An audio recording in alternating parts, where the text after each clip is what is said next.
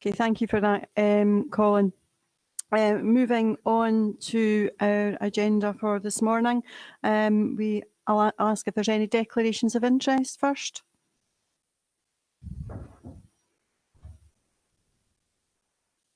No, none intimated. Thank you. Go to the minute of the meeting held on the 18th of January, pages 3 to 13.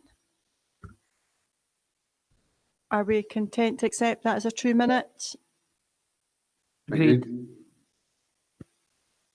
And we also have the minute of the special meeting held on the 8th of February.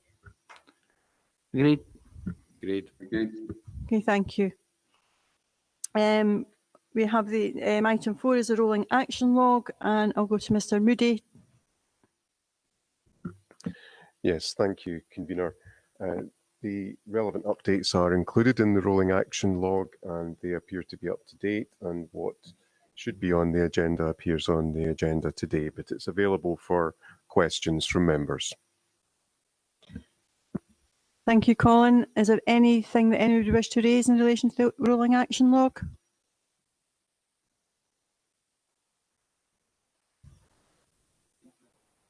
No. Okay, we're happy to agree. Agreed. Agreed. Thank you. We therefore move on to item 5, which is the poverty in Falkirk report, and I think it is with Mr. Gillespie. Thanks, Convener. Yes, it is. I'll give a quick overview of the report, and I have my colleague Sally Buchanan, who's on the meeting today as well, and she's really keen to answer members' questions at the end. So, this report before us responds to the motion that was set out by the Executive on the 30th of November. In Section 1, that lays that out quite clearly. Within Section 4 of the report, it provides a summary of some of the changes that have happened. And at the start of the pandemic, universal credit was increased by £20 per week to provide a bit of extra support to people. This came to an end in October 2021. Also in November 2021, the UK government announced that the taper rate would be reduced, meaning that people who are in work but also in universal credit would lose less of their universal credit due to their income from work. The above changes have taken place against increasing cost of living, in particular fuel costs. However, since this report was written, further support with the cost of living has been announced, and that's laid out within Section 4. Section 5 looks at the impact these changes will have within people in Falkirk. Some of the areas for discussion for ourselves are that some areas that all universal credit households will lose the £20 uplift, whilst around a third will benefit from the reduced work allowance taper rate. Overall, this means an 8.8 million decrease in Falkirk Council household income per year. Also within Section 5, there's a diagram that's borrowed from the Joseph Rowntree Foundation, shows the gap between monthly income on benefits compared to the poverty line and the minimum income standard, the amount the UK public think it needs for a minimum standard of living in the UK. Within Section 6, the poverty increased demand for council services will also increase. Within this section, it provides information impact we are seeing already. And just to pull out a few aspects of that, Convener, increased numbers for advice, welfare, benefit support, homeless presentation and employment support. However, interestingly, not seeing an increase in applications to Scottish Welfare Fund. Now, this is possibly due to the various other supports that have been available during the pandemic, including the £20 uplift, the Scottish Children bridging payments and protection for tenants during the pandemic. Section 7 provides an overview of what we are doing to address poverty. And some of these actions are our strategic approach, which sets out towards our Fairer Falkirk and our Child Poverty Action Report. Actions taking place now are detailed in the briefing note that was provided to members in December 2021 and is included as an appendix to this report. And also the further £672,000 to support people experiencing financial security. And also within Section 7, that shows where we've allocated that money. Section 8 highlights the work it's undertaking to prepare a 4th Child Poverty Action Plan, as well as implement the United Nations Convention on the Rights of the Child, which includes a right to proper house, food and clothing. Section 9 notes that whilst the report doesn't have any financial implications, increased demand for services to support people who are at risk of poverty will impact on our budgets and resources. In conclusion, Convener, a lot of achievements and partnership working in this area have been completed. However, I do feel that COVID impact has not yet fully been felt. There is a huge need to balance immediate support directly with long-term approaches, including considering how to improve lives for people who experience poverty as we design and deliver our services going forward. And if I could take out back to the report in section 2, I laid out the recommendations that I asked. As I say, Convener, happy to take any questions, but my colleague Sally really wants to take these first. Thank you. Thank you, Kenny, for that. And it's a really great report, as in it's comprehensive. The content isn't one that we would want to be looking at today, but I'm really appreciative of the work that the staff have done in pulling together the details and giving us the position, which is very stark for the future, but also the mitigations. It clearly details the main issues around poverty in the pandemic and the impact of the pandemic, and as you've just highlighted there at the end, that the response and the immediate impact, but there's a longer term impact. We know that poverty is caused by low income, reliance on benefits. Added to that, we've got the cost of living increases, the impacts of Brexit, energy costs, and long COVID, and the impacts that is going to have on many, as well as barriers of getting into employment and low wages. It highlights that there's a need for ongoing and constant mitigation, which has to be increased over the last 2 years and will continue to be a priority, and is clearly growing for some time. Government policies such as the changes to universal credit and the removal of the £20 uplift is having an impact. And we know from the figures in the paper that just under 13,000 households will be impacted with a loss of 8.8 million, which also has a direct impact on the local economy. Both the Scottish Government and local authorities are not set up to fill that gap that's been created by these Westminster policies. We will never be able to eliminate poverty when we cannot have control over the financial levers that will, at the highest level, that will help redesign policies and ensure that they drive out inequalities.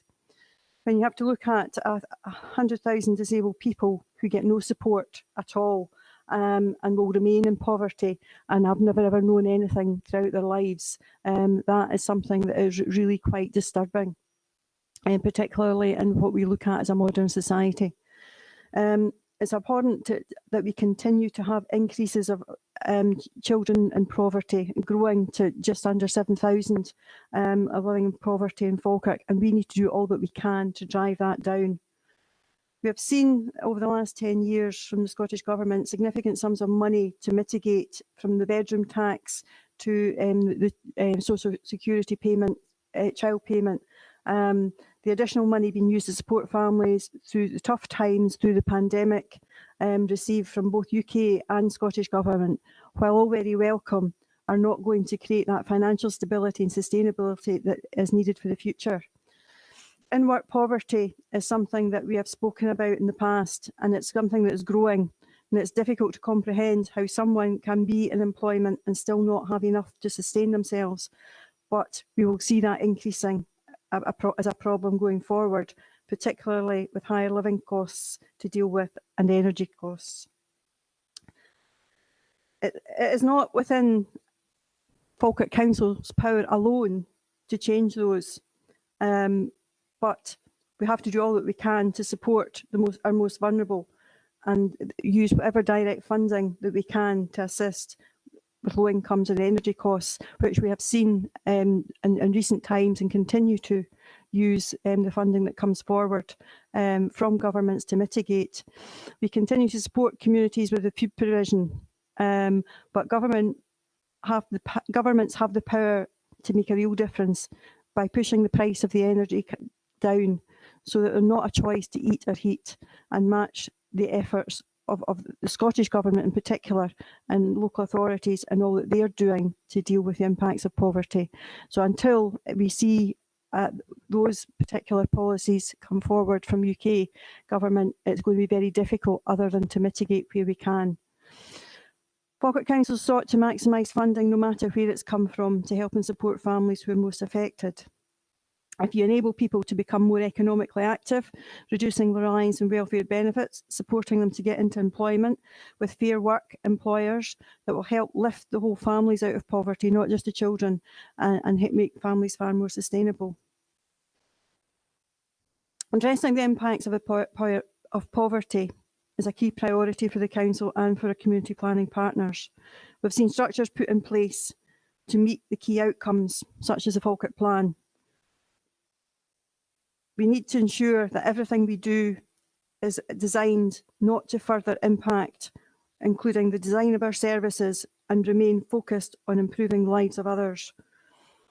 We should also continue to highlight to governments where their structures and their policies adversely impact on others, and continue to press for improved support for our most vulnerable people. While I want to acknowledge the report, I'm not necessarily happy with the report, but I'm content with the work that we are doing locally to redesign our services and to help our most vulnerable and to try and lift people out of poverty. So I therefore endorse the report to the Executive.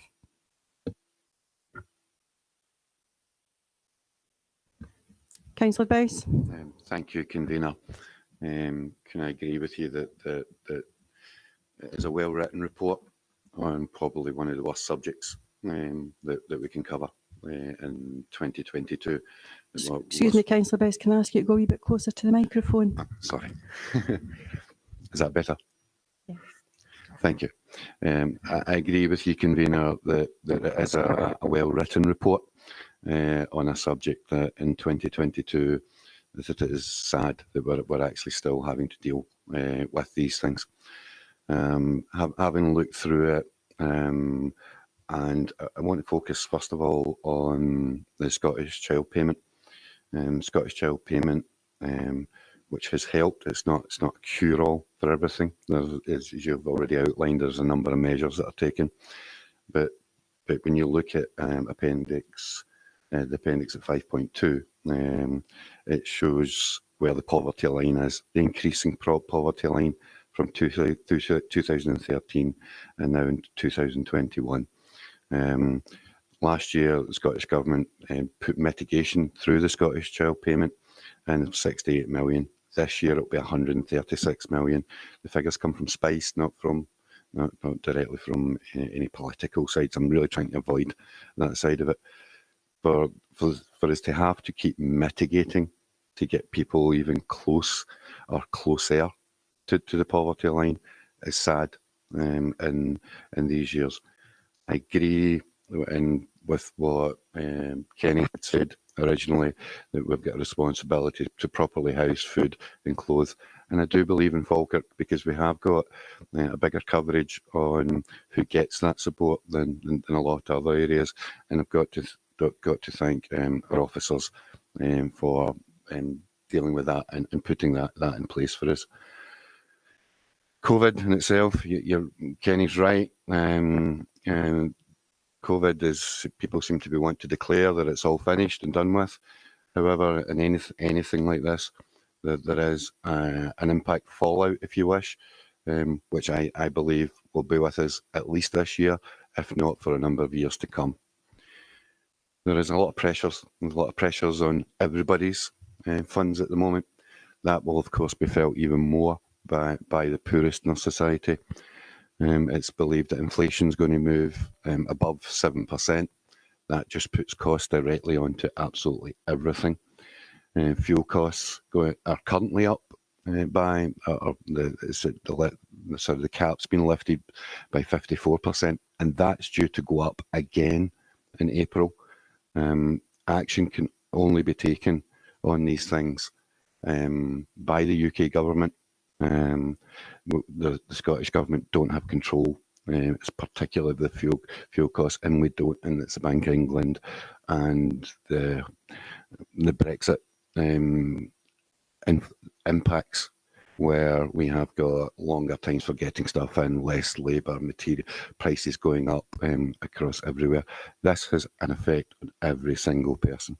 Scottish Government last year spent 594 million on mitigation measures. That is an enormous amount of money to be doing. I've got to say that it's one that's very easy to get passionate about in this, because if we can't care for people in poverty, then should we really be here? That I think, and I agree with the leader of the council, that the council officers have done everything they can within the revenues that they've got to help people, and it's focused on them. And I congratulate them for that, and I second this report. Thank you, Councillor Bowes. I'll now open it up for any questions or comments.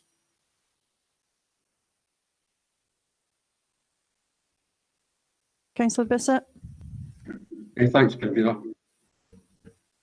Excellent report. Well, I'm saying an excellent report. It's a well-crafted report, but the figures in it are, as Councillor Bowes says, you know, there's much to be desired. I mean, we don't come into local politics to try and we came in to try and help people living in poverty, to try and make a more equal society, because we know that poverty affects people's education, and that education gives people life chances.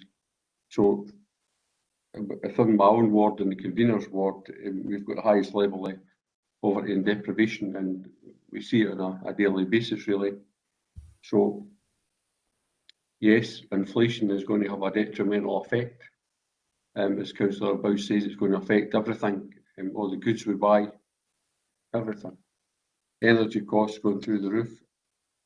Certainly, in my view, they should, for a short period of time, even take the VAT off the fuel and have a windfall tax on these big energy companies who are making almost obscene profits. When we're seeing people suffering on a daily basis in poverty, some of that could be helping these people come out of poverty, but it doesn't seem. It seems to be the way the system has worked, that the rich get richer and the poor get poorer, and somehow we need to shift that narrative.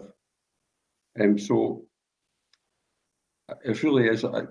It's one thing that really bothers me, you know, when I see people living in poverty and the life chances they've got, and I certainly know we as a council do everything we can in our power to lift people, to help people. I mean, only the other day I got in touch with Paul Ferguson about a constituent, and the constituent was immediately helped. So that's the kind of reaction that we give. You know, we react every issue, and certainly cannot fault officers at all for the response that they give.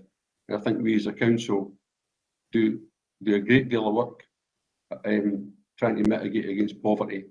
And yes, as the convener says, there's much more that governments nationally, the Scottish Government and the UK Government can do. They can make changes in the laws or the rules that immediately affects people's lives. And I would encourage and hope that these people can look at the poverty across the whole of the country and see what we can do. As Councillor Bowes said, it's not an issue that you want to politicise in any way. It's something that we need to just tackle on a daily basis, and if we're not here to lift people out of poverty, what are we here for? So it gives the life chances, and it's a quality that we're looking for. So anything we can do to lift people out of poverty, we should do. And certainly we would look to the UK and the Scottish Government to try and assist us in that, and at a local level, doing more and more and more. And you just need to look through the report to see how people are being supported. And it's phenomenal, really, what we do given the constraints around us. So I think that's all I've got to say, but I'd like to thank Sally Buchanan and Paul Ferguson and others that are involved in the background helping people on a daily basis. Thank you, Convener. Thank you, Councillor Bissett. Any other member? Okay, I've got Councillor Caird and Councillor Munro. Thanks, Convener. I've a couple of comments then. I've got a question for Kenny. As it says, none of us come in to local politics to what's worse for people. And for me, I take on board what yourself, Convener, and Councillor Bowes says regarding governments. Me, what government steps up, somebody needs to step up to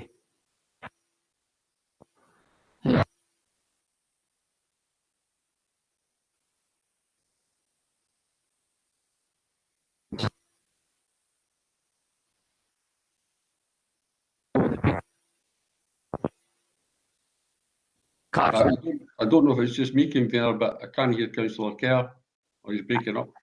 I think we do have a bit of a problem. I don't know whether we've got issues with the batteries on some of the microphones, but we'll just get that swapped over for him just now.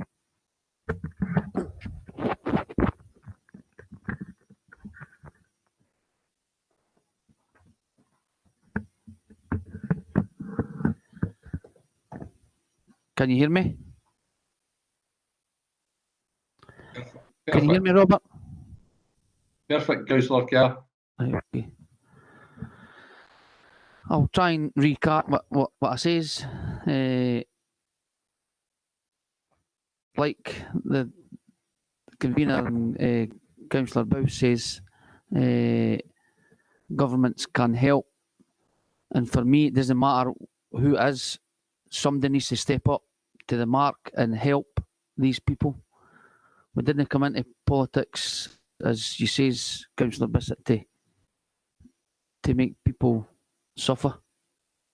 But the taper rate being lowered has helped the people in work, taking it down from 63 pence to 55, but it doesn't help everybody.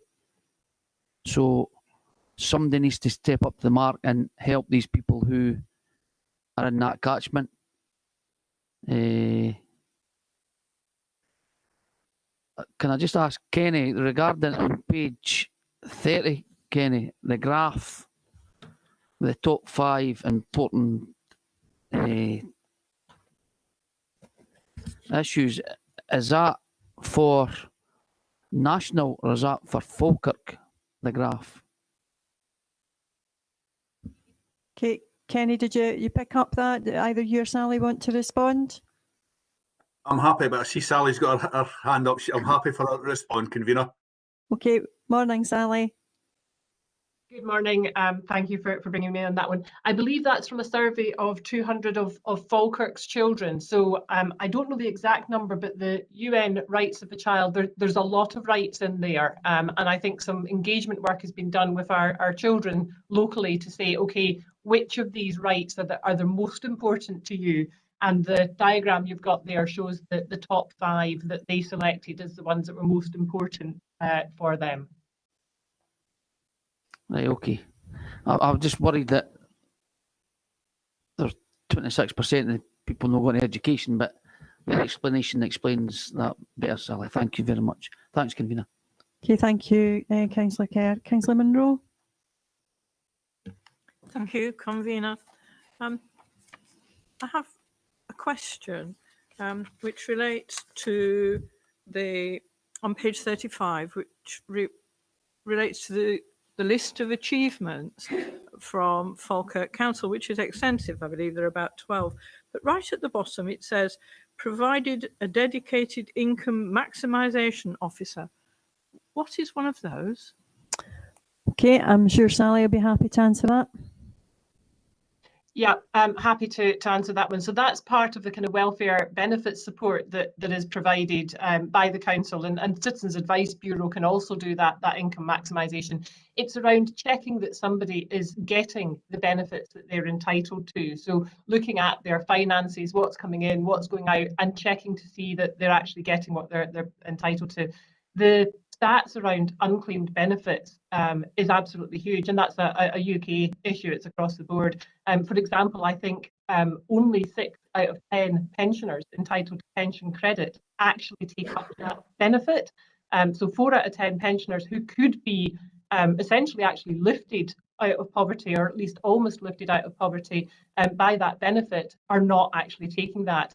So a lot of work goes on both within the council and within Citizens Advice Bureau to really try and make sure that people are getting what they're entitled to by taking them through a check. We have an online calculator accessible via the council's website, where anybody can do that. They can do it for themselves, they can do it for friends, neighbours, colleagues, someone they're assisting, and actually check to see whether they're getting everything they're entitled to. And that it doesn't help everybody, but it can make a difference where you can find something that somebody is not getting that can potentially take them out of poverty, or at least make day-to-day living easier for them whilst they are still within poverty, that line. Thank you for that.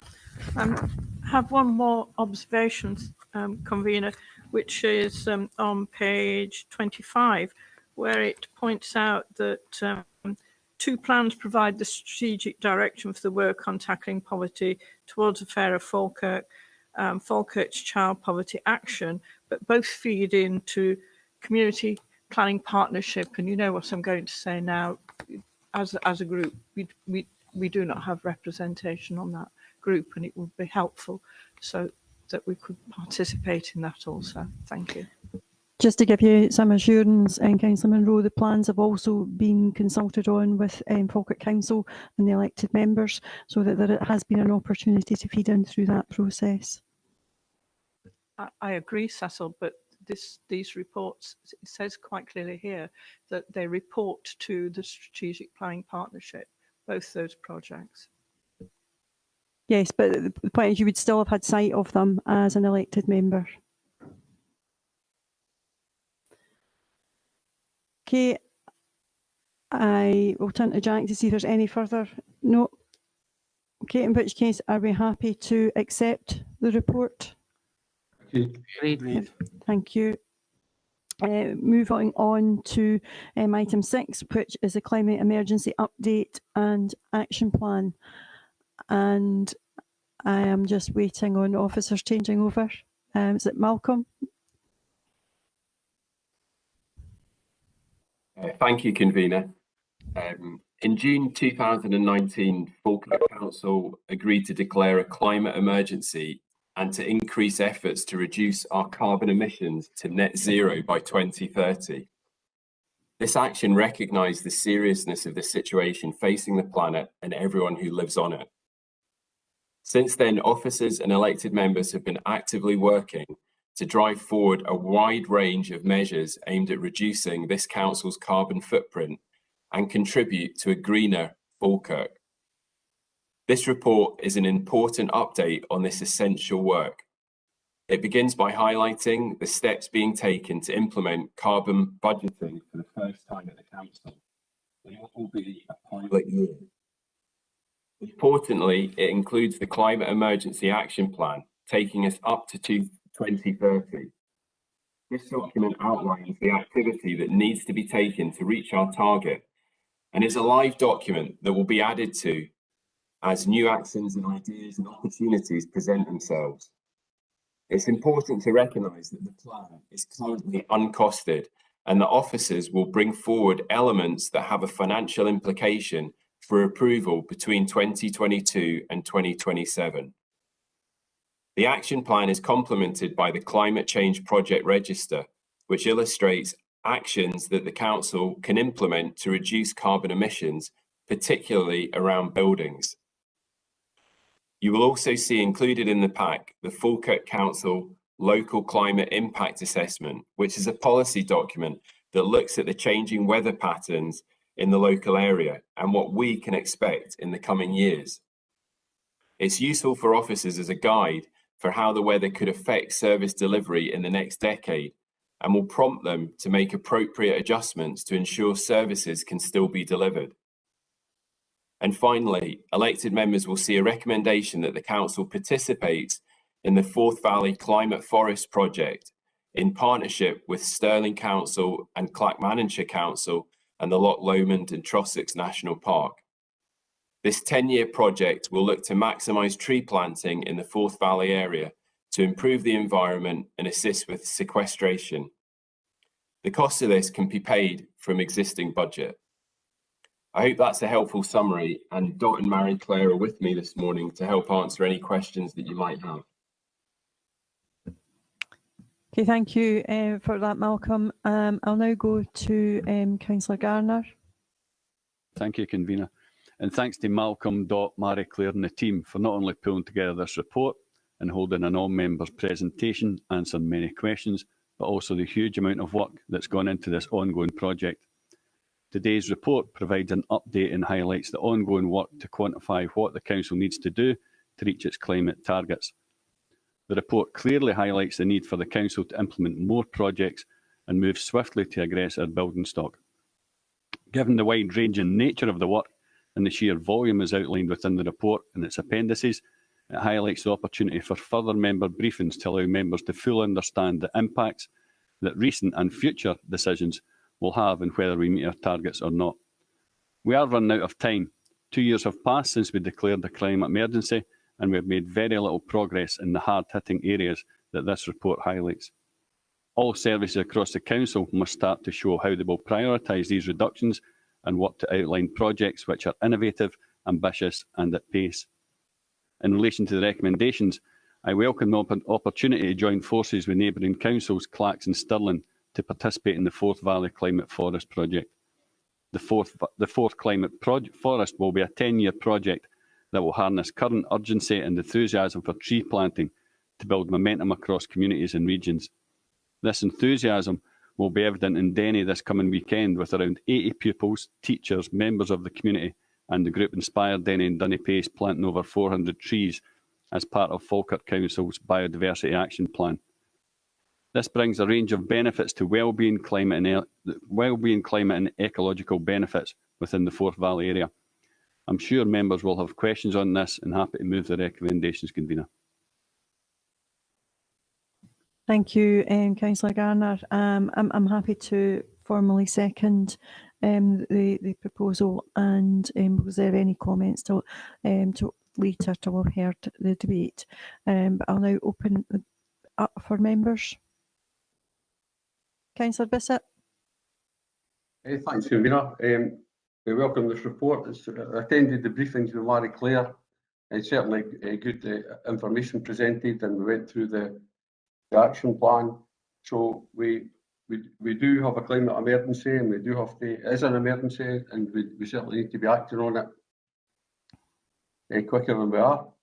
And a lot of that comes down to finance as well. I mean, there's plans, I think 100 million it's going to cost to try and do what we're wanting to do. So we don't have the fund at the minute, but certainly we need to look into that. So we agree the recommendations, but I do have an amendment, Convener. So it's just to say, I've talked through the figures for energy consumption across every property we have, and basically it seems to me there's been a lot of energy monitoring going on, but not a great deal of energy management. So if we take 2016 for all our properties, 2016-17, for electricity it was 29 million kilowatts. Next year 29.9, next year 28.7, next year 28.9, and gas 2016-17 58 million kilowatts. Next year 63.4, next year 60.4, next year 60.9. So the totals for 2016-17 87 million kilowatt hours, and 17-18 93 million kilowatt hours, 2018-19 89.1 kilowatt hours. So it's significant that we don't seem to have control of energy. The energy budget for 2019-20, for example, was 6.7 million, which is significant. And if we could make a difference to that, some inroads into that by an energy management policy, I think it'd be great. I think we need to engage fully in energy management and actively start to reduce our consumption. Schools, I'm sure, would engage fully and drive down consumption. I think that's something that would rise to the challenge. So a bit of background about me looking at energy management when I was at Stirling Royal Infirmary. I was responsible for energy management, and Chief Executive asked me one day, we're at the bottom of the league, we need to get up to the top of the league and reduce our carbon and save some money that could be reallocated to frontline services. So it was a huge estate, but we managed to reduce consumption by 16.4% over 3 years and save £225,000, and that was 1992 to 95, which was a significant amount of money, and that went to frontline services like A&E and ITU. And the main thrust was to get people on board like porters, domestics, nursing staff, doctors, a director. So we created a broad team, and we had energy champions across the hospital in every area that managed to start to drive down energy and costs. So save money, and it could be reallocated to where we needed it. And given that, a hospital there's a higher standard of heating level for hospitals than other places. So even though managing to retain these heat levels, we managed to make that reduction, and it's because everyone was involved and engaged across the whole of the hospital.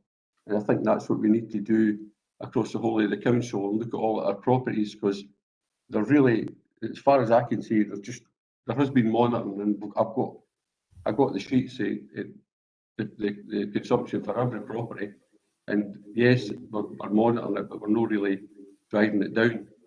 And I think we need to develop something that starts to engage everyone across the council.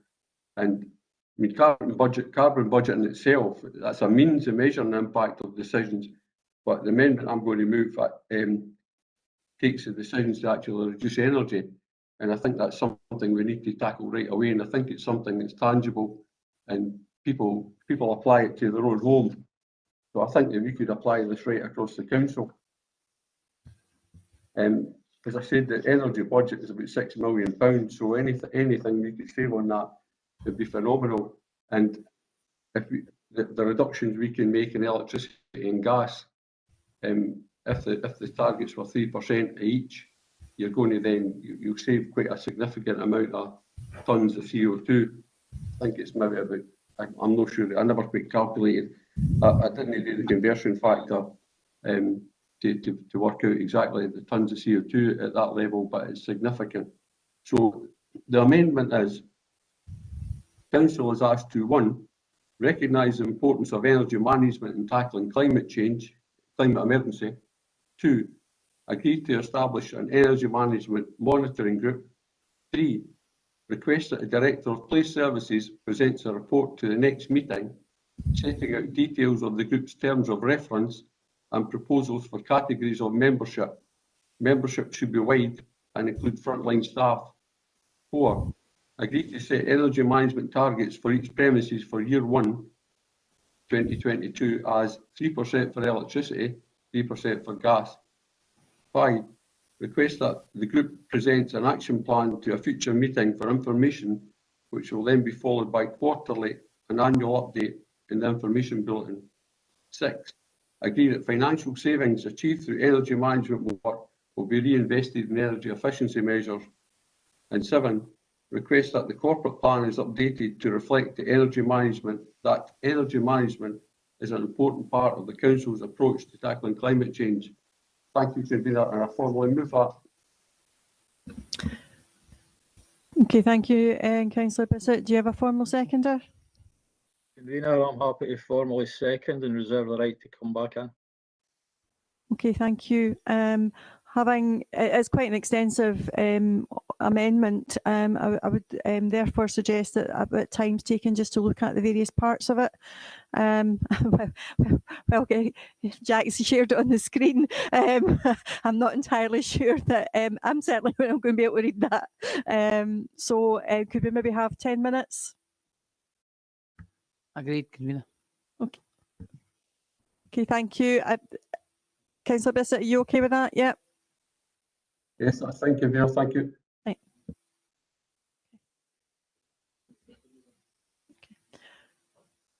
Okay, thank you for that. I'll go to Councillor Garner to respond. Thank you, convener, and thank you, Robert, for bringing the amendment forward. We agree with the importance of energy management, obviously, but if I can just run through a couple of points. And is Mary Claire on the call still? Yes, I'm here. Yeah, would Mary Claire care to give me some more information around point 6, agree with the financial savings achieved? Because I believe that's something, if we're not already doing that, it's something around loans that comes first. Is that correct? Something like that? Yeah, certainly. So with regards to financial loans or money that we use to implement energy efficiency within our buildings, there are a few loan funds that we currently use, such as SALEX. Part of the agreement to using the SALEX money is that any energy savings and financial savings that we get from putting the energy efficiency into the building is then reinvested in further projects to do with energy efficiency. So that tends to be the standard in terms of when you're awarded money from Scottish Government. With regards to other types of loan funds that we can get, we are able to reinvest the savings, as I've just said, but first of all, we would need to make sure that we pay off any loans that are outstanding, and whatever would be left would then be reinvested into future projects going forward. Thanks, Mary Claire. If I can just turn to the amendment now. Point 1, recognise the importance of energy management and tackling the climate emergency. Yes, that's a given, as we say. That's something that we already do. Point 2, agree to establish an energy management team. And Mary Claire can maybe confirm this as well. I believe this is already implemented, and it's the LHE's implementation group, which there's something like 24 officers on that. That is something we could expand on a little bit. If you want to give me your thoughts on that one, Mary Claire. Certainly, yes. So through the local heat and energy efficiency strategy and project plan work, which is the document that we have to outline how we're going to embed energy efficiency within our council buildings and through transport as well. Part of the stakeholder engagement and actual implementation of the energy efficiency work is to establish a group within the council. So we've done that already, and that's the local heat and energy efficiency implementation group. Within that group at the moment, as you say, there are approximately 24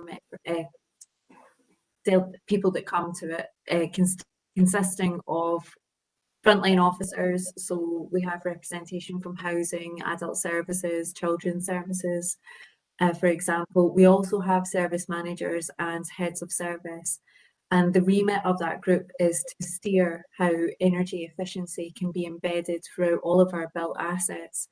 It's also there to allow us to amalgamate projects which might have co-benefits. So for example, if our housing colleagues and our adult services colleagues are looking to do separate projects which could benefit each other, or we would be able to tie up resources and save money potentially, or reap further benefits, we're able to facilitate that within that group. Thanks, Mary Claire. Point 3, request the director of place. Yes, I'm okay with that. If it's just going to be an update on where the group is, I'm imagining, and what is involved within the group. Point 4, I cannot agree to, and I'll tell you why I cannot agree to that, because we've already got a 5% carbon reduction figure built in as part of the carbon budgeting, which was passed. So taking it back to 3% would be a bit of a step back in time as far as I'm concerned. Mary Claire, would you like to just confirm that as well, please, for me? Certainly. So this year, 22-23, when we are looking to implement the carbon budgeting, we are going to provide a standardised 5% reduction across the board for all services in line with all of the elements that we measure that attribute to our carbon footprint. So our standing baseline will be 5% reduction required from each service area. Thank you. Point 5, no issues with point 5. Point 6 we already covered. Point 7, if I can just say that our estate has grown and we have not moved forward the SPR, and that is why we're in this the situation we are, or the figures. I don't actually know where Councillor Bissett got the figures from, because it's certainly not the figures I've got for Falkirk Council. Yes, this is our estate has increased with early years, etc., and we've not taken the realisations of moving away from buildings that aren't suitable to move forward with our climate emergency, and the rationalisation of our stock is where we are just now, and that's something we need to move forward with, and that was mentioned in my talk to the report. So yeah, on the whole, the amendment's okay, apart from point 4, and obviously taking into account the things that we're already doing. So yeah, convener, if Robert would be in agreement, or the Labour Group in agreement with removing point 4, I'm sure we can work with this amendment. Thank you, Councillor Garner. Alternatively, perhaps you would wish to amend to be consistent with what's in the Council's proposals at this moment in time, with it being a higher figure to the 5%. So I'll maybe leave that with Robert to maybe come back on following those comments. Certainly the 5% carbon reduction includes procurement and all the decisions that you take. 5% doesn't apply to electricity and gas specifically. You know, it's every decision that you take. That's what the carbon budgeting is about. If you're ordering stuff to a supplier, you need to make sure that, you know, it's from a source that's maybe net zero or whatever it is, and you tally that up. So for me, 3% electricity and gas is realistic. And if you quantify that into carbon, it's a significant amount. So I don't, saying 5% electricity and gas isn't the same as 5% carbon reduction. So for me, I would like to leave them as they are.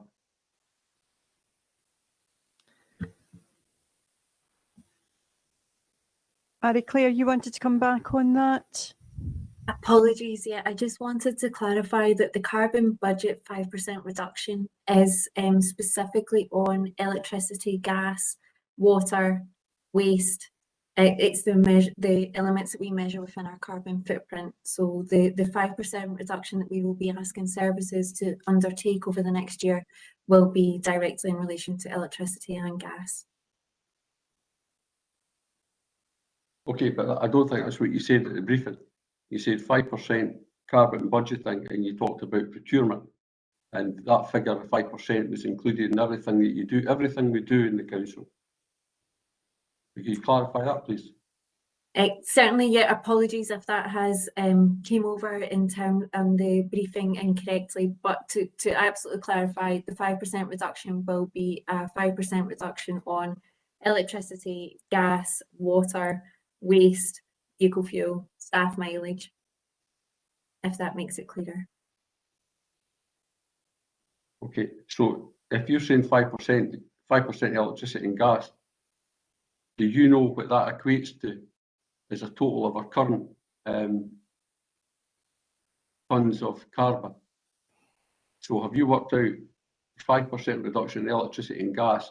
What would that reduction be in our carbon footprint? I do not have that figure right now, but if you give me 5-10 minutes, I can get you that figure. Well, I've not got the time to do that, but I appreciate that.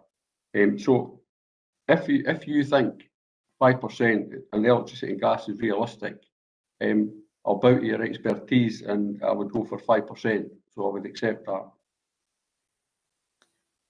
But the rest of it, I'll just keep the rest as it is. I don't think there's particular issues with the rest of it, Councillor Bissett. I think the vast majority of what you're asking for is already done. It's already in process and has been in some cases for some time. So I don't think there's any issues with that. But I think being consistent with what the officers' recommendations are in relation to the 5%, I think would be sensible and would be consistent then with everything else. Also, I think we just need to be mindful that in order to be able to achieve the types of savings that you're talking about, it's not just about the carbon emissions. It needs to be done alongside the use of renewable energies. Otherwise, we're not going to be able to make the financial savings, and that's going to require significant investment to look at alternative heat sources, solar panels, etc., on our buildings going forward. And that is part of the plan that's in front of us today. That would need to be costed to be able to be consistent with what we're doing in order to be able to get that investment in to be able to make that difference. I'll go to Councillor Kerr. Thanks, convener. I asked Marie-Claire, that was the question I was going to ask. So we're quite happy with the amendment, and if that's changed up to 5%, we're quite happy with that. Okay, thank you, Councillor Kerr. Any other member wish to make a quick question or comments? Are we therefore happy to accept the climate emergency update report with the additional addendum? Councillor? Agreed. I thought we were just talking about Robert's amendment. I have other matters to bring. I have a few questions as well, convener, sorry. Okay, right, okay. We will then go back to the main report then. But as I said, I thought that folks were going to speak on the whole thing. But okay, I'll go to Councillor Kerr and then I'll come to Councillor Munro. Convener, I'll be as brief as possible. With regards to our all-electric fleet, a report tells us that either 50,000 or 5 years before it becomes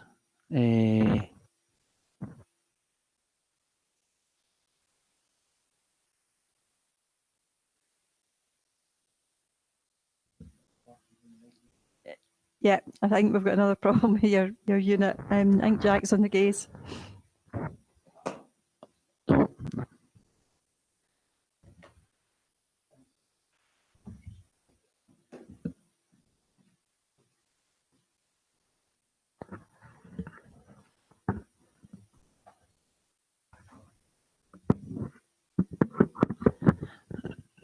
So my question is, and I don't know who will answer the question, is how long do we envisage having these electric vehicles?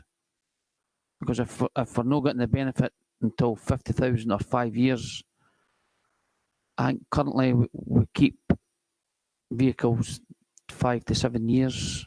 That was what we were told at a report the other day there. Okay, I think, Dot, would you be in a position to be able to respond to that?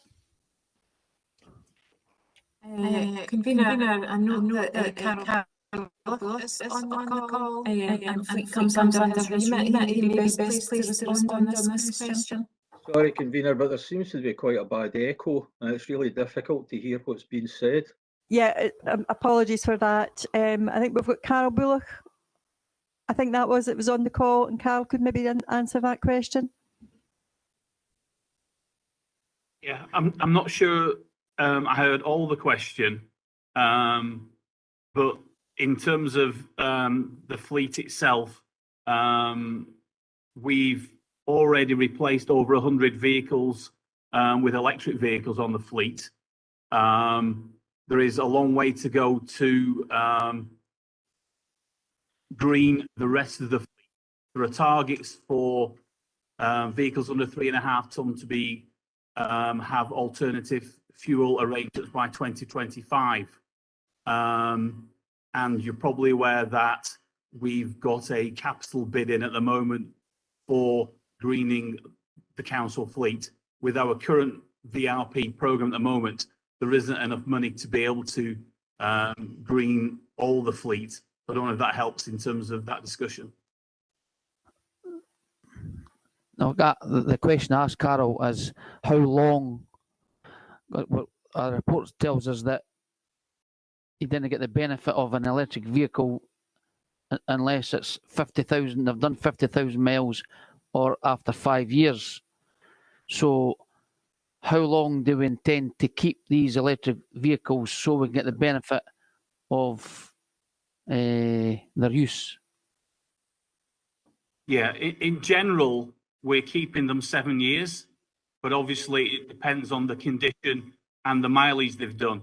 So what we tend to do as well is we'll move them round services. So if a vehicle's got high mileage and one's got low mileage, we'll try and swap them with other services, but generally about 7 years for an electric vehicle. Okay, that's right. Okay, and I don't know who this next question will answer, and I don't know if it's pertinent to this question or the next one, Carol. But as we mentioned about the NEOS hydrogen, do we know if it's grey hydrogen, blue, or green? And what will it be used for? Will it be used for transport, space, water heating, or do we know? I can come in on that question. So as far as we understand at the moment, the hydrogen proposals will be blue hydrogen. Right, okay. In terms of what their use will be for, it's really detailed within NEOS's plans to reach net zero. And I believe at this moment they're still detailing what that will actually look like. So it is for use within the NEOS suite of works initially at the moment. Okay, just my final question, Marie-Claire, and I know Councillor Garner's been doing, Councillor Monroe, and a few other councillors been doing the Wall Garden, where the Sustainable Thinking Scotland group use the biochar, and it's absolutely fantastic how they're doing it. Are we in the future going to be using this group to get their input, and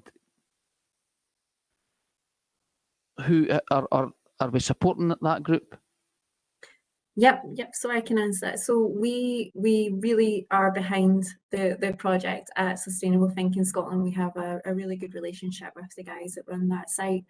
We have been speaking with them probably for about 3 years now, and we're in constant contact with them to update and look for ways that we're able to join up our kind of thinking in terms of our net zero agenda for the Falkirk area wide. At the moment, just to also give you a context, if we were able to implement the use of Sustainable Thinking Scotland, we have the potential to sequester 486 tonnes per calendar year with the processes that they use there.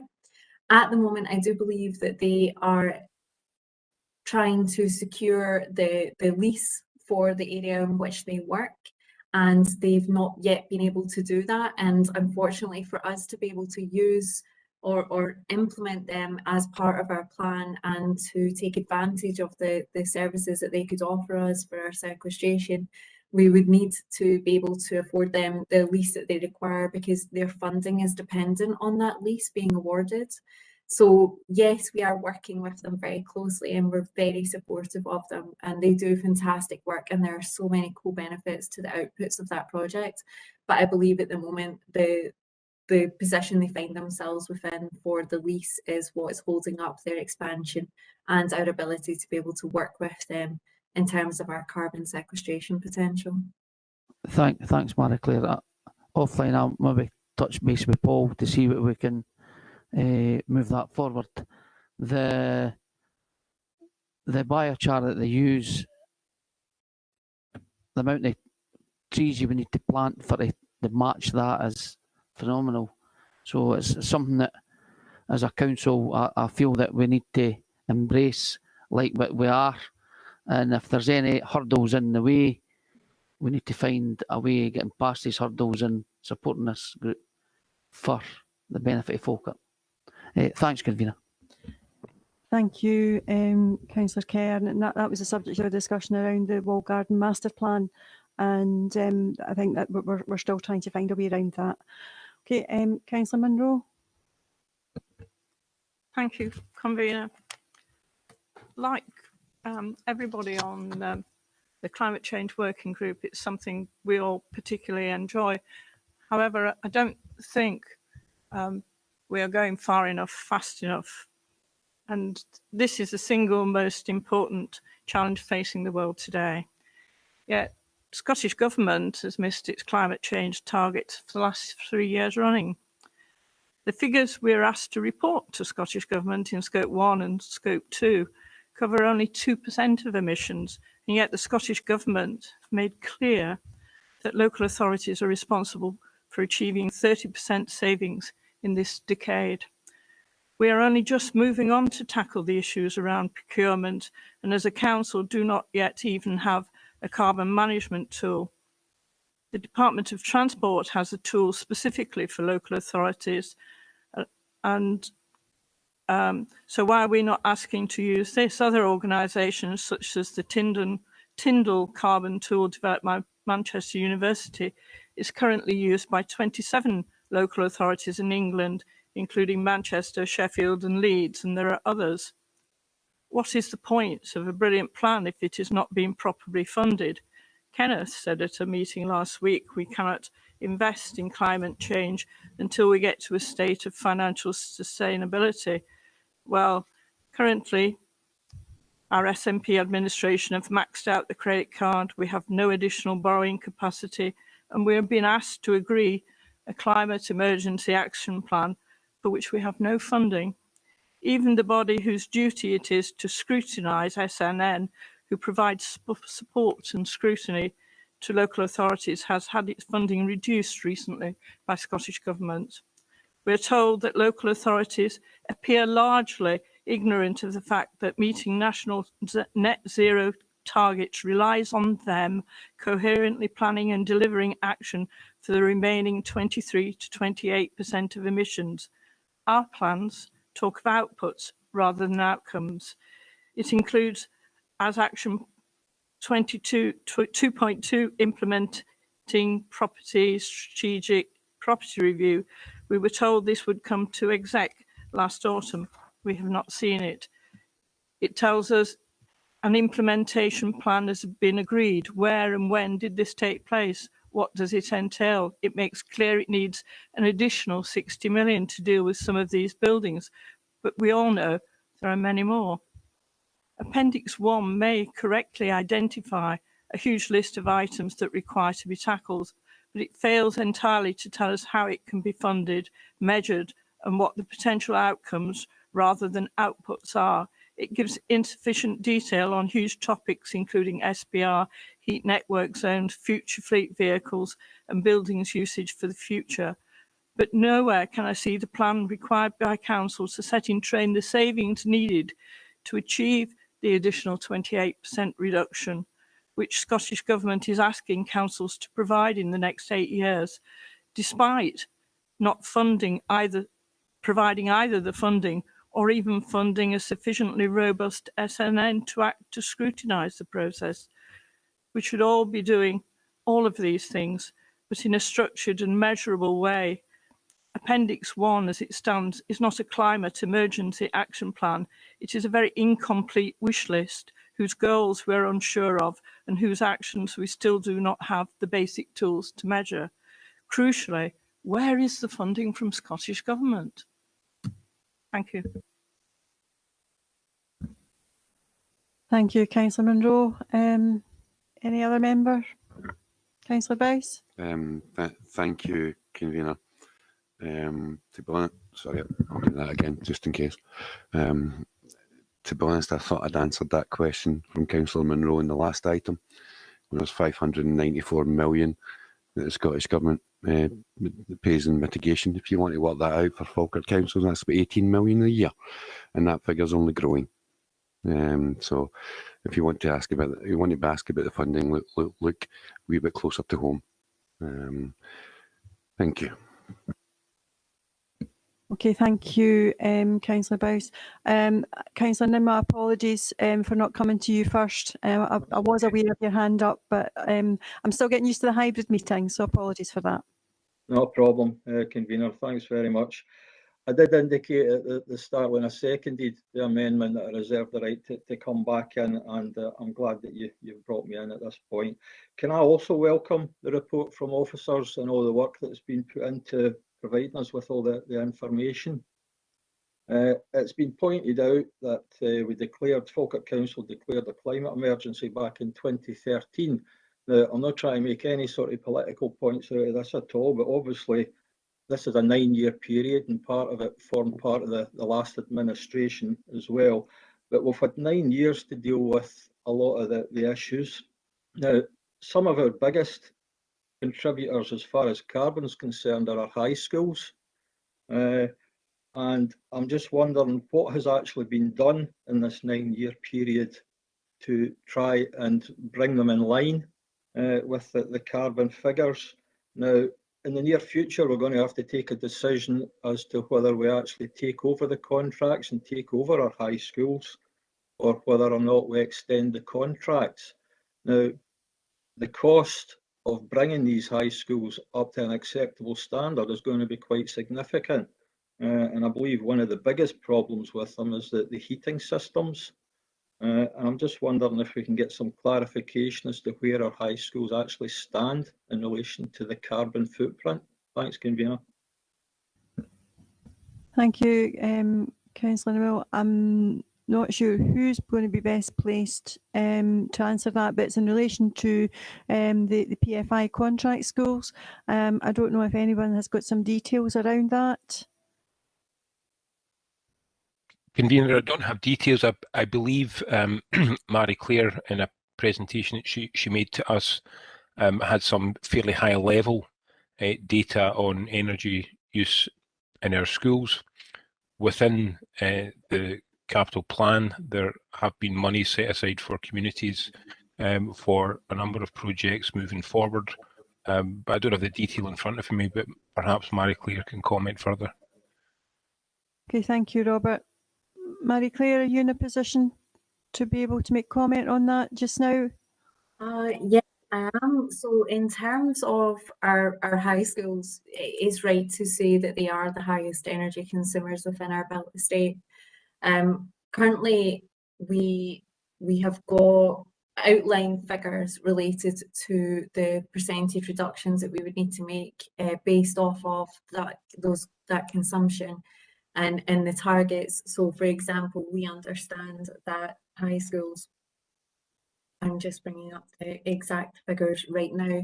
So in terms of gas, the high schools are using the equivalent of about emitting 7,000 tonnes in terms of gas, and for electricity that's equating to about 4,000 tonnes.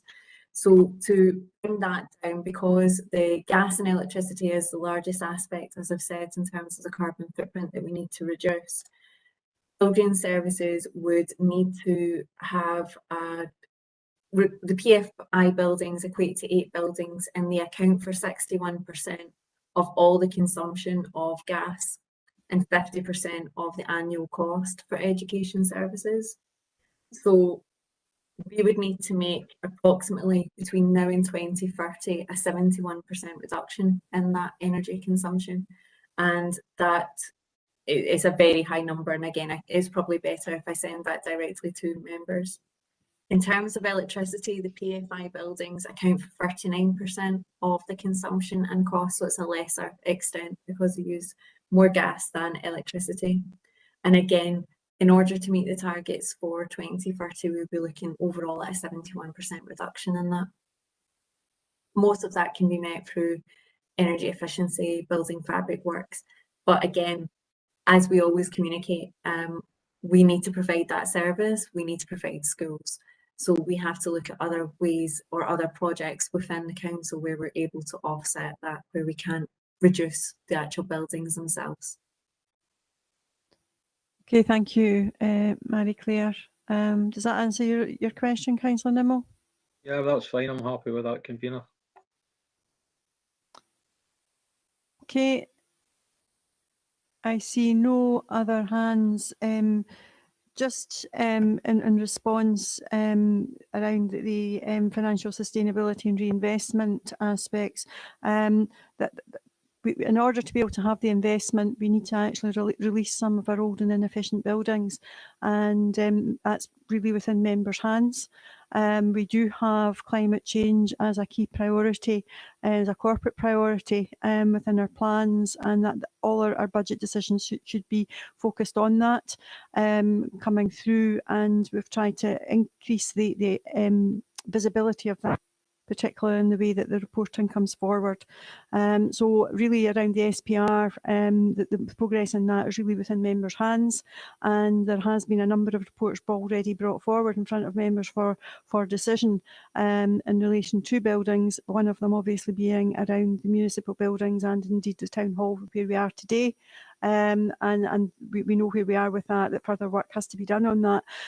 But that does mean that the pace of change isn't going as quickly as we would want it to do.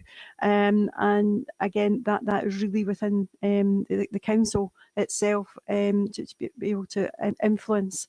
And perhaps when we see something further as we come forward to our budget day next week in relation to that. But I'll go to Councillor Garner if he wants to say any final words by way of summing up.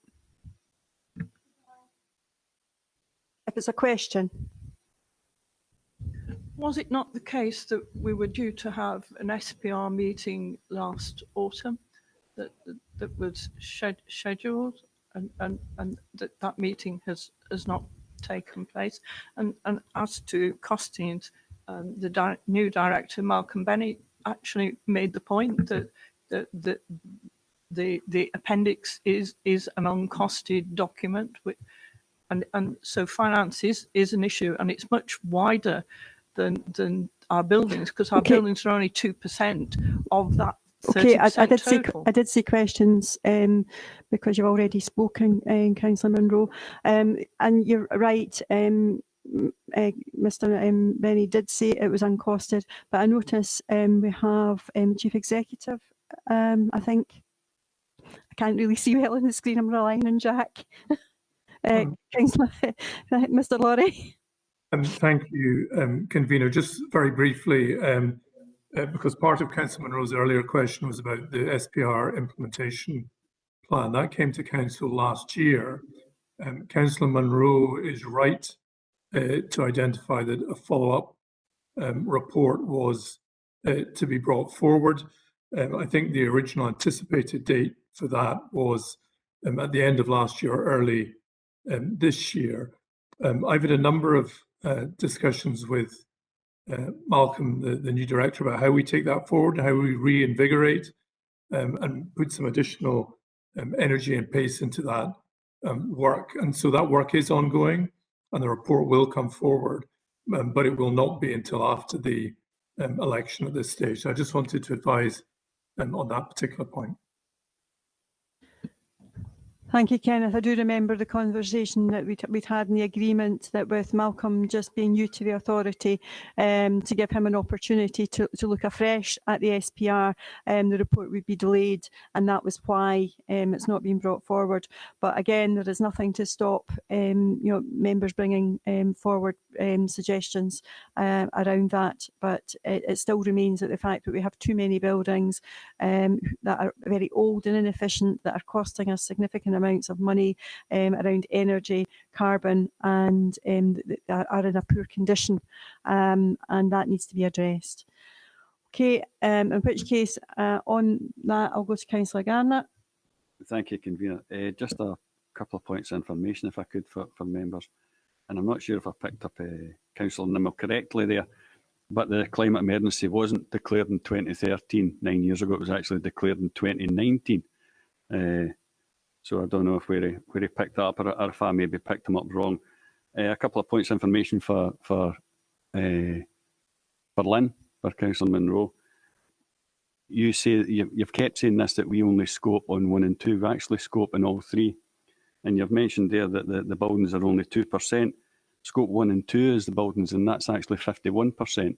So I'm not sure if you're picking that up wrong for Marie Claire when you've asked on a few occasions now, but you do keep mentioning it. Yes, Convener, we are moving forward, but as everybody says here, we need to move forward at pace, and we need to prioritise the climate emergency, and I'm sure all of us here will do that. But as you said yourself, we need to make decisions, and we need to make hard decisions, and some of that is around the SPR, and it should be in the forefront of all our thoughts going forward, and hopefully it will be. Thanks, Convener. Thank you, Councillor Garner.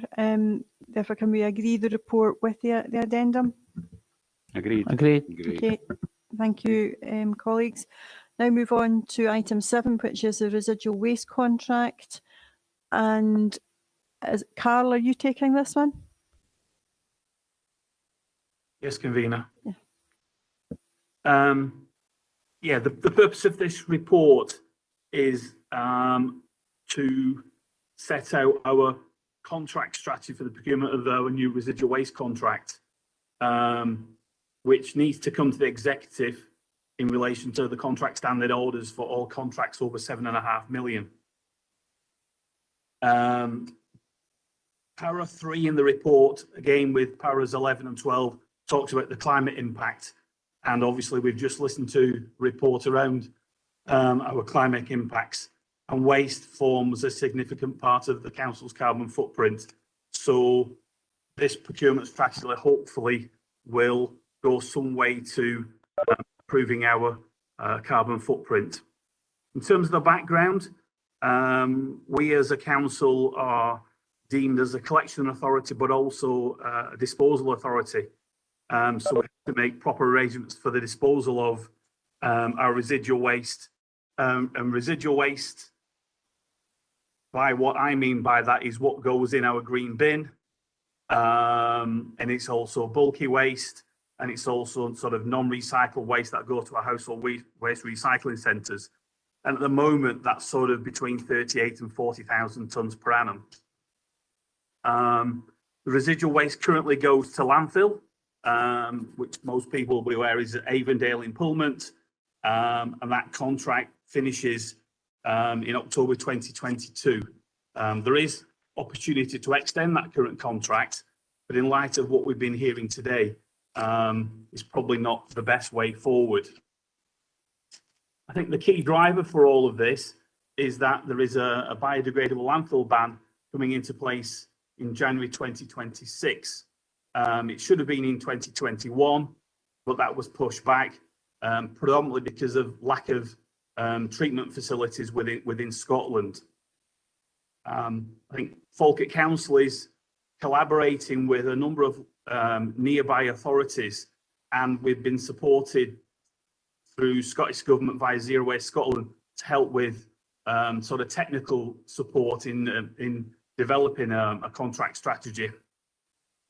In terms of the contract strategy that we're talking about is following the technical advice and also some soft market testing that we did last year, is that, you know, the market is suggesting that it needs to be at least a 10-year contract, predominantly because of the investment in terms of treatment facilities. You know, any treatment facility these days is probably over £200 million of investment. So I think what's the market is saying is that there needs to be a long enough period to be able to offset some of those costs. The contract value we estimate is sort of around 75 million over the 10 plus 5 years of the contract. What we're looking for is an all-inclusive gate fee. So that becomes an easy way for us to be able to measure the cost going forward. So we've got 40,000 tonnes at a gate fee. It gives us a clear indication in terms of what the potential contract value would be. In terms of contract packaging, we've decided to split into 2 lots. So one being basically what goes in the green bin, and the bulky waste as a separate lot. The rationale behind this is that it can maximise our the bids coming in from various parties. I think the other thing, what we've also said, is that, you know, the treatment facility should either be within Falkirk Council, or if it's not within Falkirk Council, there needs to be some sort of waste transfer facility, because we haven't got anything within the Falkirk district. And obviously we want to minimise vehicle transport. If you think about a refuse collection vehicle, it does about 4 miles to the gallon. We don't want to be sending a refuse collection vehicle out with the district, and the time, you know, we'd rather have them time collecting waste than actually driving to a treatment facility. In terms of selection criteria, obviously the technical ability of the bidders will be assessed, and in terms of the award criteria, we're looking at a 70-30 price quality as documented in 5.5 of the report.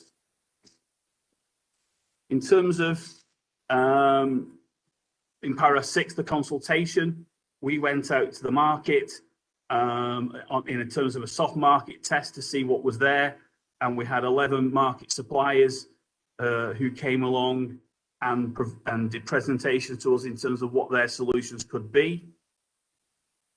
I think in terms of para 7, financial implications, it's very difficult to say what that will be. We have information of various contracts that have been signed over previous years and have the values of those, and it tends to be higher than what we're currently paying. However, a recent contract has just been let and it's less than what we're currently paying. So I think what we're trying to say in this report, I think the 5 million is probably a little bit over the top, but it's just to give us some comfort in terms of where we may be. I think in terms of what we paid last year was around the 4.1 million, but that is up on our tonnage in the previous years, and that's potentially due to COVID, whereas a lot of people working from home and across Scotland generally, the waste arises have increased. I think in terms of the legal bit, what we said in the report, it's something that we have to do. I think in terms of risk, I think what the soft market testing has told us is that there is competition out there. I think going now is our best opportunity in terms of being able to secure an option going forwards. If we leave it farther down the line, some of those other councils may have already got that solution, and then, you know, we may not be in as good a position as we potentially are now. I think of what we said before in terms of the carbon impact, the tonnes that went to landfill, you know, equated to sort of 17,000 tonnes of CO2. So, you know, any treatment facility that we can put in place, which isn't landfill, will significantly improve that position. So in terms of conclusions, you know, we've had good support from Zero Waste Scotland and other councils in terms of Stirling, Clacks and PKC. So all the contract document that will be developed will be the same. I think PKC and ourselves hopefully will probably go out at the same time, subject to your approval. Stirling and Clacks might be a little bit after the elections. So back to the recommendations, I'm asking the executive to approve our contract strategy and to delegate to the Director of Place Services where there's any changes need to be made for me to discuss with the leader and leaders of the opposition groups in terms of that strategy. Thank you. Thank you, Carl. I'll go to Councillor Garner. Thank you again, Convener. And also thanks to Carl and Douglas for keeping up to speed in this one. One thing that I'll mention here just before I speak briefly on the report is Falkirk Council are more advanced within waste services in relation to segregation. And because Falkirk Council has demonstrated that, it provides a comprehensive curbside recycling collection service through the blue, burgundy and brown bin, etc. The Scottish Environment Protection Agency have granted us a thermal treatment derogation. It's my understanding this saves us around £30 per tonne and negates the need for separate and recycle it out of our residual waste, something we should thank the service and residents for complying and recycling. Carl, I'm not sure, just one quick question just before I go, I'm not sure if you're touching it there. Are we guaranteeing tonnage as part of the contract? No. I think what's happened in some contracts in the past is that people have guaranteed tonnages for the life of the contract and got to a position whereby their actual tonnages have reduced, but they're still in a contractual position at a higher level and have had to pay that.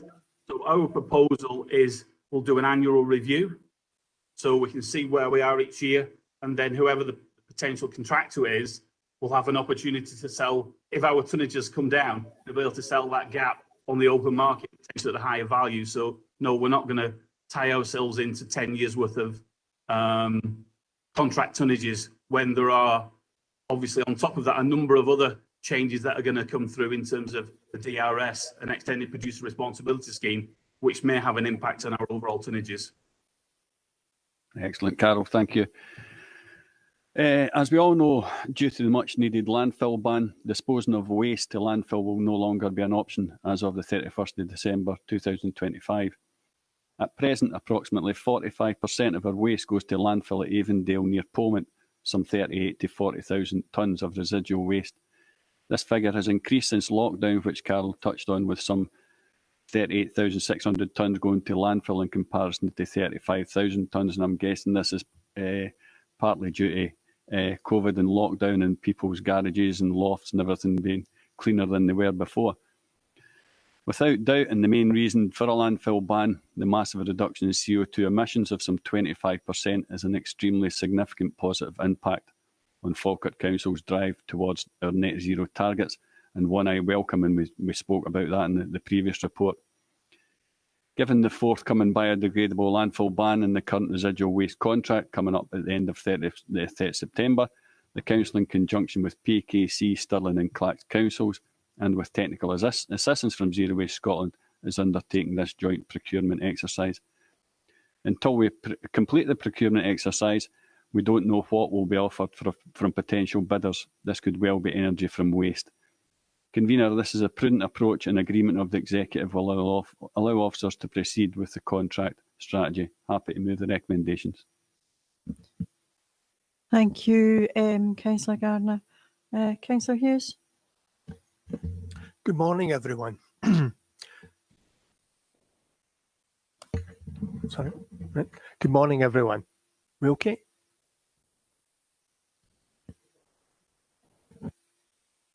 I've pressed it. There's two lights. It's my fault. We can hear you, Gordon. You okay? Can everyone hear me okay? Loud and clear. Right. Thank you. Thank you, Robert.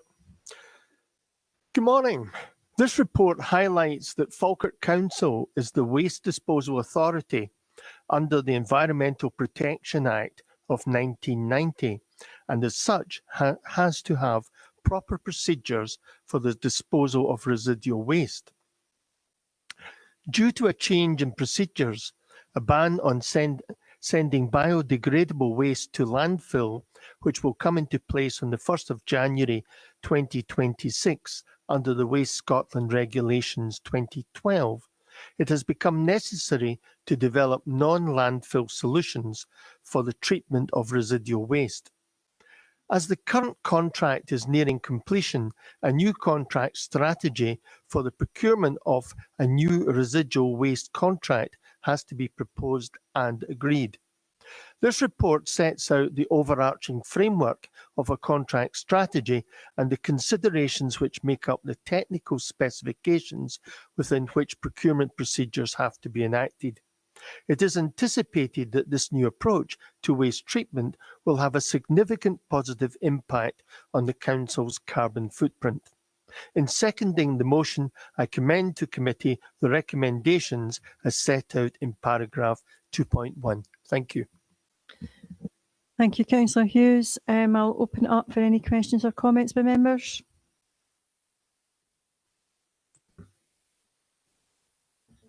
Councillor Bissett. Thanks, Convener, and thanks, Carol, for that that report. It's something we really need to be doing. I actually thought the ban was coming in January 2021. I wonder if you just clarify. I actually thought it was 2021. Was that changed? Yeah, Councillor, it was originally for 2021, but that was then put back to the date that's now in the report. I think predominantly because there was a gap in terms of facilities within Scotland, so it was felt prudent to put the ban back. So yeah, it was 2021. It's now 2026. Like, because I remember reading at the time there was a concern that we end up dumping waste in England because that law didn't apply in England, and there was a concern about that. So we've got what, 4 years to get this contract in place or something like that. Is there any consideration of sort of a waste burning facility where you could have local district heating fed from the waste that we would burn, Carol? Yeah, I mean, the reason we're going out now is because the market is in various states of readiness. There are facilities that are already built, there are facilities that are currently being built, and there are also facilities that have got planning permission. But it takes a considerable amount of time to come and to the market, if you see, and get ready. So the reason why we're going to go out in the way we are, it then puts the onus back on the contractors out there about what they can provide. So yes, there are a number of treatment facilities out there which will provide district heating or power to various facilities. So that will be part of what solution, what they come to us with as a solution, which we can then consider. Okay, and just for clarity, Councillor Garner said something like it was to prevent CO2 going into the atmosphere from landfill. Did he really mean methane, or is it methane and CO2? I think there are a number of gases which contribute to our greenhouse problems that we have. So yeah, there are a number of gases which contribute to our problems with our environment. Okay, thank you. I look forward to another report going forward. Thank you, Councillor Bissett. And got Councillor Kerr and Councillor Nimmo. Thanks, convener. And I'd like to thank Carol and his team for the report. I have 2 or 3 questions, Carol. When you mentioned with regards to our lorries 4 mile per gallon, and we are wanting to make sure that it's Falkirk that everybody else transfer their stuff to. How do the other councils feel? Because if it's Clackmannan and Perth and Kinross, they'll have the same problem regarding diesel. Are we just taking a stance that it's us that's going to be paying the extra mileage? I think the way we're trying to do the contract strategy is that, you know, we'll go out to the market with the same contract, but there could be varying solutions. Okay. So it may well be that, you know, with PKC, for example, there may be a solution close to home. Those are the things that we need to look at. Okay. So just to clarify, it may be that a contractor bids for all the council's waste that's there, or they only bid for parts of council's waste, if you see what I mean. Yeah, yeah. And it's already been mentioned about the waste energy plants. What are the greenhouse effects or implications of these plants, if any? And how does it fit in with our plan, Carol? Thanks for that question, councillor. It's a very difficult one to sort of answer. There are a number of reports that have come out in recent times which I can circulate to the group if helpful. And I think if you look at the waste hierarchy, is that landfilling is the worst in terms of treatment methods. And the top is obviously we don't we don't produce the waste in the first place. So it's a difficult one to answer. I think what the sort of common knowledge at the moment is it's about an EFW facility, depending what it is about 25% better than actual landfilling waste. But it obviously depends whether the treatment facility has an off-take, as was mentioned previously, in terms of district heat or power to various facilities, or it's just a burning facility. So it depends on what the solution is. But there are a number of technical reports out there in relation to incineration and thermal treatment of waste. Thanks, Carl. If you can forward that on to us, that'd be much appreciated. With regards to the treatment centre that you mentioned, would that be similar to the one that Avondale had previously, or they're still there but don't use anymore? Is that the kind of treatment facility we were talking about? It could be. So the idea behind the Avondale facility, what was there, is that black bag waste came in and it was sorted by various means, and it produced what they call an RDF, a refuse derived fuel, at the end of it, which was then burnt at an energy from waste plant. Obviously, you know, that couldn't make itself pay at the moment, but there are a number of options out in the market. So there's mechanical biological treatment, there is pyrolysis, gasification, thermal treatment. There are a number of technologies out there, but we don't want to be specific in terms of going out to the market. We want to see what comes back from the business out there. Thanks, Carl. My last question was, you've just answered it. What different aspects could we look at? But that's fine. Thanks very much, Carol. Thanks, Convener. Thank you, Councillor Kerr. I'll go to Councillor Nimmo. Thanks, Convener. It's just really a question. It's in relation to 4.3 on the report and also on the back of Councillor Kerr's questions there as well. Carol, do we currently have biofuel plants within the Falkirk Council area? Now I'm thinking in particular in Grangemouth, where there might be such plants, and would we be able to utilise them to get rid of our waste? There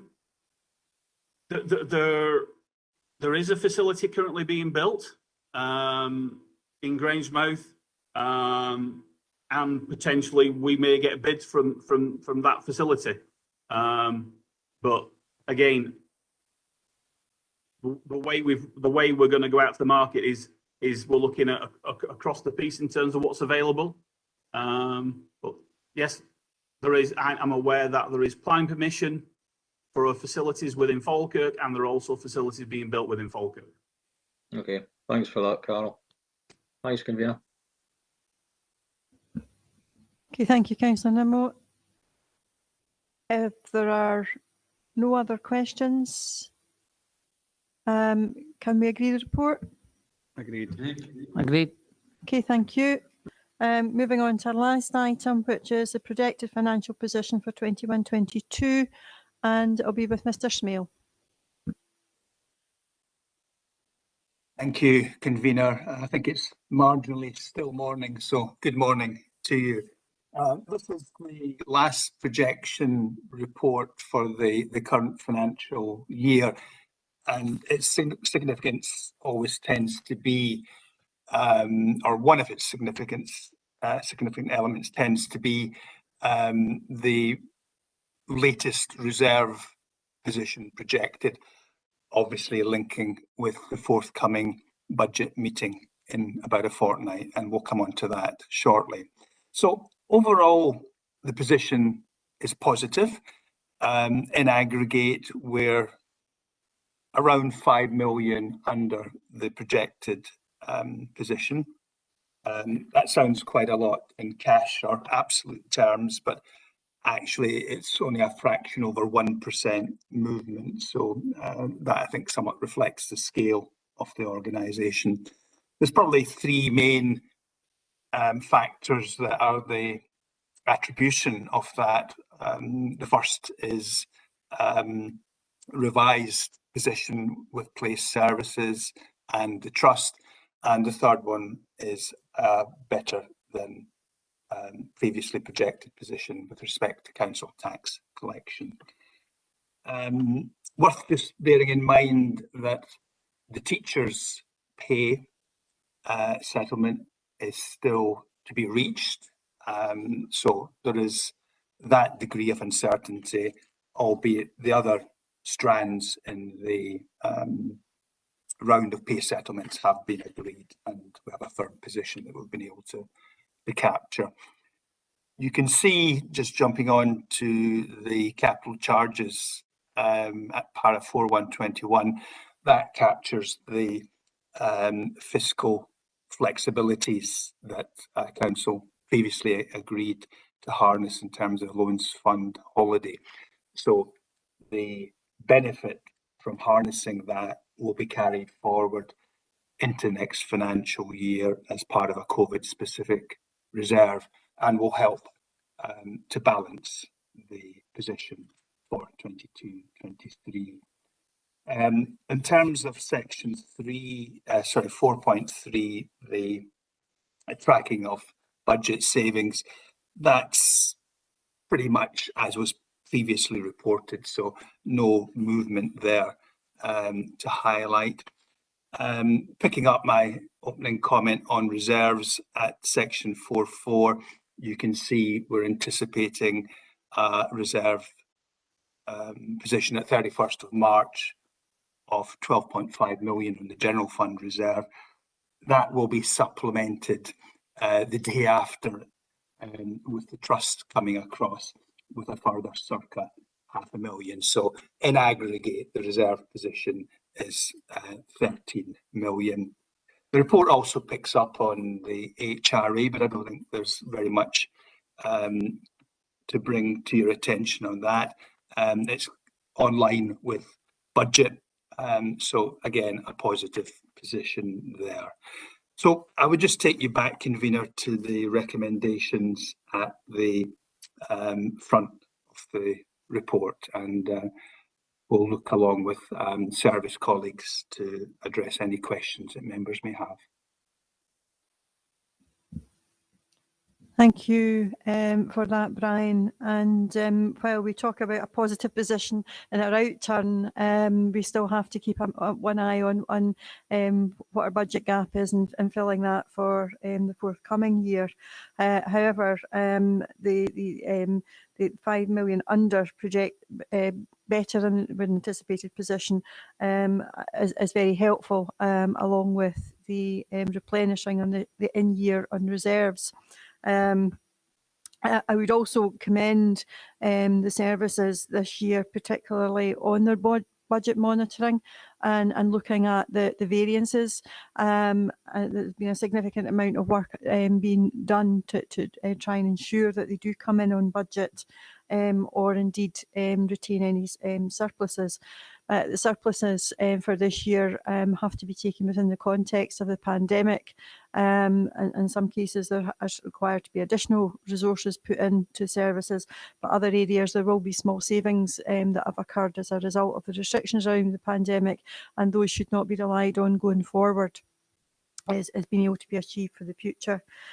I would also just like to comment on the better than anticipated collection of it around the council tax, and commend the officers and the work that they've done there to try and maximise that, because we're in a slightly better position this year than last year, and I would have expected that to have been very similar to last year, recognising the financial pressures that people are under, and indeed hope that we'll be able to use the mitigation of the additional monies from Scottish Government, around the 80 million, to help support those around council tax going forward.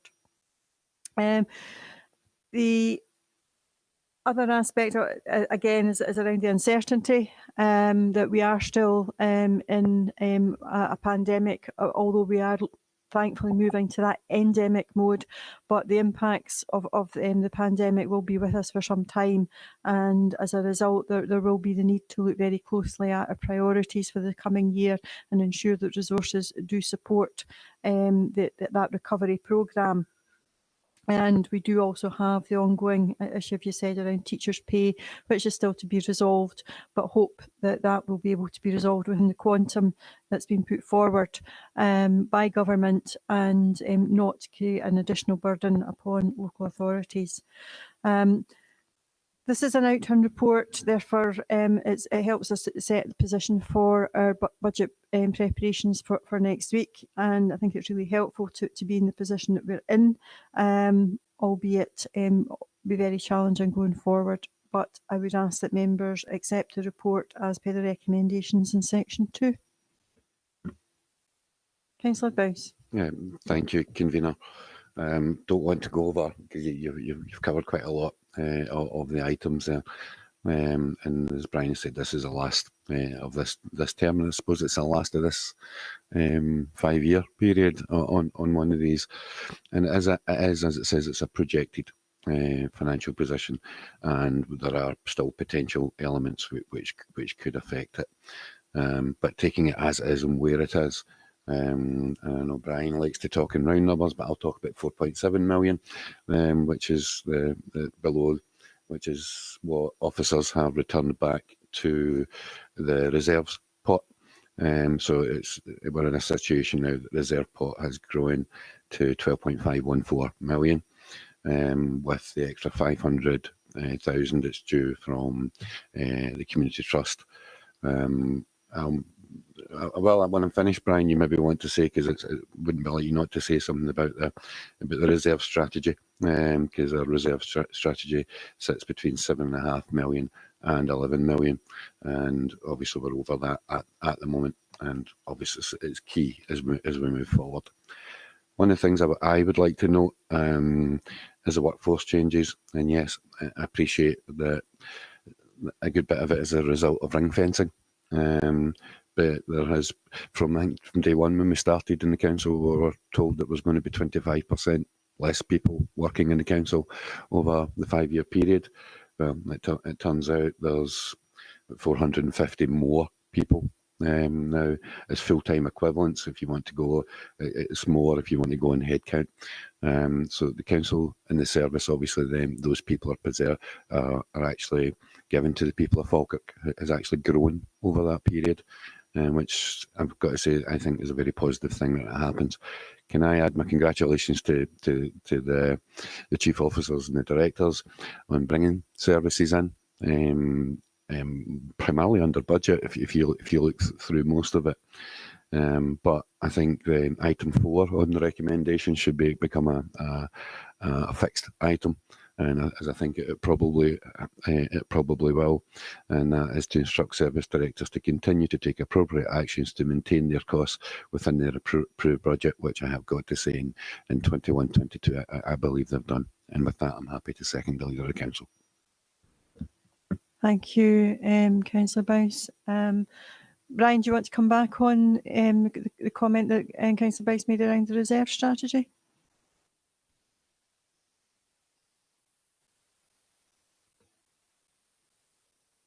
Thanks, Convener. Sorry, a little trouble with the mute button there.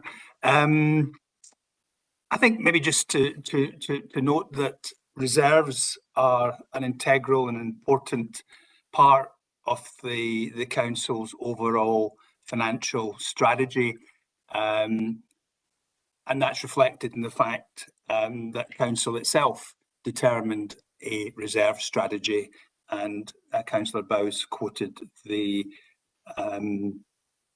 range, the floor and the ceiling derived from that strategy. But the strategy also deals with important contextual elements around it. And perhaps just to note, because of its significance in terms of overall financial considerations, and not least in terms of the budget, when members come to receive their copy of the budget papers, which I think should be fairly soon, they will see, as is the case, has been the case in recent years, that the content properly directs a lot of attention to the position with reserves. So members will be able to reflect on that, as I say, when the budget report comes out. So that's perhaps all I would want to say, Convener.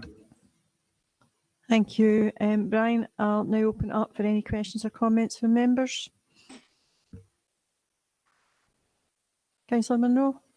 I have a couple of queries. On the bottom of page 155, it talks about COVID reserves of 11.1 million, and Brian is suggesting that these were received very late, and a significant portion, 8.7 million, will move forward into next year.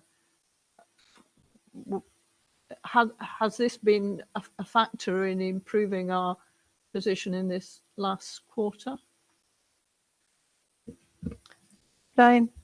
COVID funding isn't of itself a key factor because we knew pretty early on in this financial year what the position was, and that was the overlap from the tail end of the previous financial year, March, where there were these series of significant funding releases for COVID purposes from the Scottish Government. So in terms of the current financial year, it's more the three factors I mentioned at the outset: place, services, trust, and the council tax that overall have contributed to that more benign position for the current financial year. That COVID-specific reserve being carried forward, 5.3 million of that will be harnessed to help address the gap in 22-23, and the remaining balance, because it has to be COVID related, will be available to be carried forward to the year after that to help deal with the budget gap in that year. Thanks. The second item is on page 154, and it talks of building maintenance, and although it's a small sum, it talks about a repair and renewals reserve was created from the 2019 BDM trading surplus, and goes on to talk about how it was spent. And it occurs to me, we were talking about moving to a council-wide estate asset management plan, and I wondered where we were on this, given the issues over building maintenance. I don't know whether Kenny is still with us on the line. I can see him. Yeah. Kenny, I'm still here, just out of vision, Convener. Yes, and as you're aware, I've picked up building maintenance this year with the retirement of David McGee, Head of Service. So we have invested in the Shire Depot building maintenance, and that's what the reserves have been doing, liaising with our colleagues within the climate changes earlier, and making sure that we've moved from, originally we had 7 satellite buildings down to the 1 that we have at the present time, which is in Shire Depot, and all building maintenance comes out of that depot. We also provide the stores function from the depot as well, and we are also looking to maximise the efficiency going forward. So we have reduced that portfolio, and there is further work just to make sure that it conforms to all building requirements. But if there is any opportunities to utilise it in any other more effective ways, and that's certainly something that we will continue to do, Convener, and happy to answer any other specific questions local member does have. Thanks, Kenny. I think the point we want to clarify, it's not available to be used as the general reserve. It has to be retained within housing. Yeah. Yeah, that's correct. Yeah. Okay. There is a wider question in that, as a council, surely we're moving towards having a collective overall estate management team for building maintenance? We do, but this is specifically around housing, and therefore, because it's related to rents, it has to be retained within that. But we do have the corporate landlord approach, and that is something that has been developed. And housing will play a part in that as well. Okay, thank you for that, Kerry. Okay, I've got Councillor Bissett, then Councillor Kerr. Thanks, Convener. I have visited the Shire Depot, and there's a significant difference made down there. Where the guys used to come down there and pick up all their stuff, they were issued with PDAs, so they had their stuff in their van, so they didn't have to keep visiting the depot all the time. That was a significant improvement. And the depot itself is changed remarkably. I think it halved in size, so it's worth a visit if anybody's got time to pop down there.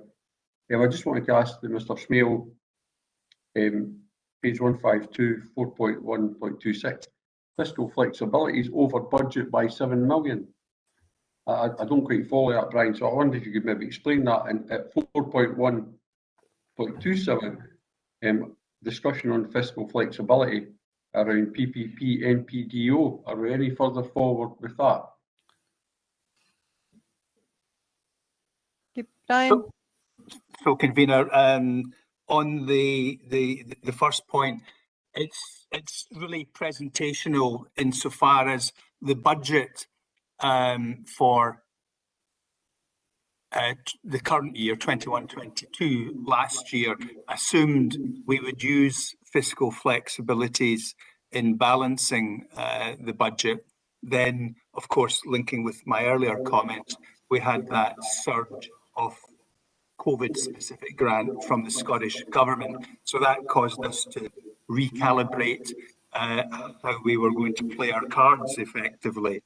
So it's more a timing issue, but I guess the core